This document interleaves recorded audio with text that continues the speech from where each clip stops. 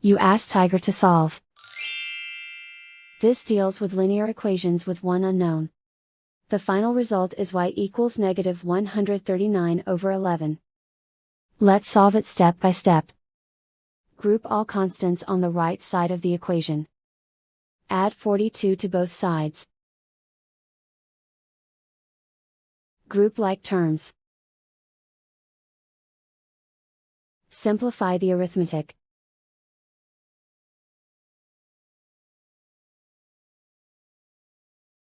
Isolate the y. Divide both sides by -11.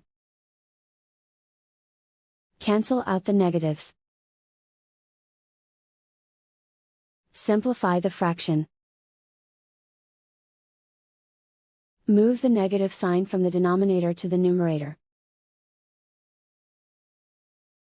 And so the final result is y equals -139/11.